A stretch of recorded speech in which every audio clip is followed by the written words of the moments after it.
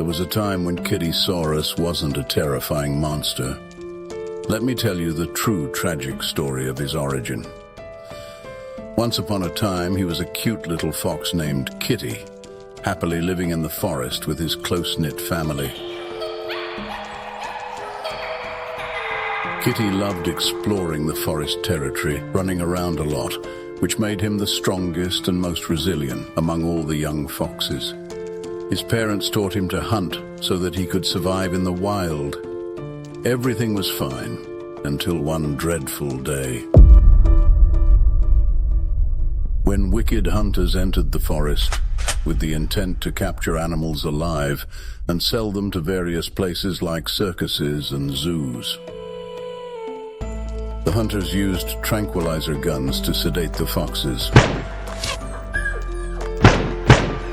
Very quickly, Kitty's entire family was immobilized by these ruthless humans. However, Kitty proved to be so strong that even several tranquilizer darts didn't affect him. Then the hunters shot again, and again, and again.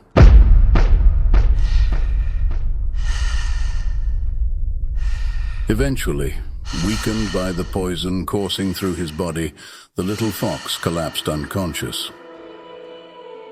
The hunters were astonished by the endurance of the small fox. They had never seen anything like it before. Then, the greedy animal collectors decided to hand over the extraordinary fox to an eccentric old scientist for experiments. They knew they could fetch a good money for it. This old scientist lived on the outskirts of the city, in the forest, where he conducted various frightening and forbidden experiments on animals. When he examined the blood taken from the fox, he discovered a prehistoric gene within it, which could only have existed in the distant era of dinosaurs. Intrigued, the amazed scientist embarked on his riskiest experiment yet. He administered a highly dangerous injection into Kitty's body, one that could activate this gene and unleash unimaginable prehistoric strength within the creature. Several hours later, Kitty woke up alone in the darkness.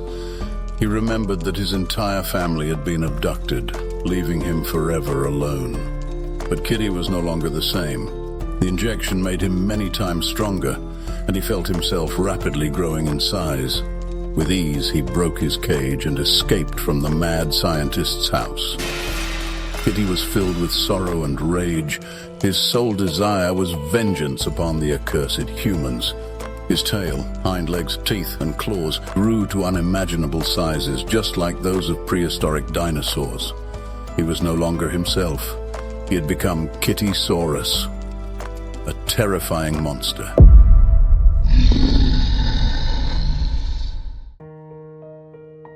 Queen Bouncelia was not always dangerous, furious, frightening, and at the same time so frightened herself. Let me tell you the tragic, sad story of her origin. There was a time when a marvelous magical kingdom flourished. Not on this earth, not in this world. It was another world full of light, joy, and love, and it was inhabited by creatures as extraordinary as the queen herself. All inhabitants were happy during her rule, until one doomed day, when human beings, inhabitants of another world, managed to create a unique and terrifying technological creation, a portal to parallel worlds. And by passing through it, they invaded the once blissful realm of Queen Bouncelia, which didn't know sorrow until that day. The people were armed with modern weapons. Chaos and suffering began in the kingdom as the people started hunting its inhabitants. Trying to save her beloved queen, her subjects were captured by the invaders. As for Bouncelia herself, fleeing from the invaders, she passed through the accursed portal and found herself in the world of the humans who attacked her kingdom on Earth. Soon after, the portal was deactivated, and the way back for the unfortunate queen was closed. Full of grief and fear, she found shelter in an unfamiliar place, on the levels of some structure deep underground. But Bouncelia was not going to give up after all. Royal blood flowed in her veins, demanding revenge on the cursed people who had shattered her life. The queen created her new kingdom here on Earth, hidden deep beneath the ground. Essentially, it was a shelter where Bouncelia could feel safe and seek ways to avenge the humans and return home. But that was not all. The queen brought something in her pouch to this world. Or rather, someone. And she was ready to defend it until the very end, aware that it posed a deadly danger to all existence.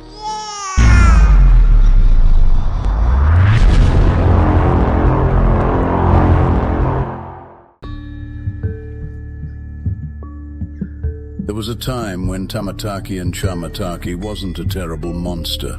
Let me tell you the true sad story of his origin. There was a happy time when Tamataki and Chamataki lived in Japan, in a beautiful forest not far from the city of Hiroshima.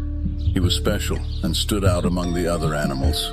The fact is that he had 2 heads and 1 body from birth, which amused many forest inhabitants. Everyone who knew this unusual creature often laughed at him and teased him about his uniqueness. Despite this sad circumstance, and the fact that he had no parents, Tamataki and Chamataki didn't despair. Instead, he was always ready to cheer up everyone and share his positive energy. He was kind even to those who humiliated him because, despite everything, he really wanted to find friends. But one terrible day changed everything in Tamataki and Chamataki's life. A group of soldiers in protective suits came to their native forest, which was not far from Hiroshima, to capture a new batch of mutants from the area, which had been completely infected with radiation many years ago. When the armed men began to capture the forest inhabitants, Tamataki and Chamataki decided to prove to everyone that he was just as good as them and was ready to help. He rushed forward to divert the soldiers' attention to himself. But he was too small, and the peculiar creature couldn't escape his pursuers. When the soldiers caught him, all the other forest inhabitants had already hidden in their shelters. Tamataki and Chamataki was transported by helicopter to a secret military laboratory located deep underground for the safety of the civilian population. Soon, a group of scientists began researching the extraordinary creature, trying to understand how radiation had affected its body. Tamataki and Chamataki couldn't understand why this was happening to him, but sometime later, he overheard something terrible from the talking scientists. Tamataki and Chamataki learned that many years ago, due to human warfare, a nuclear explosion had occurred in Hiroshima. This explosion had destroyed the city and infected the surrounding area with radiation for many years. And then the little creature realized that he was just a victim of radiation. It turns out that because of humans, he had become a mutant, and his life was ruined. That's why nobody loved him. Tamataki and Chamataki couldn't come to terms with this sorrowful thought. He desired for revenge against all of humanity for making him what he was. Full of rage, Tamataki and Chamataki managed to escape from the laboratory. He found himself in narrow, dark tunnels of the military's underground base. The entire labyrinth of tunnels was filled with barrels of toxic chemicals that the scientists used for their experiments on mutants. While trying to escape from this grim place, Tamataki and Chamataki accidentally overturned one of the barrels onto himself. The toxic liquid completely covered the poor creature and penetrated his body. The little one began to grow very quickly, enduring unbearable pain. His consciousness grew hazy.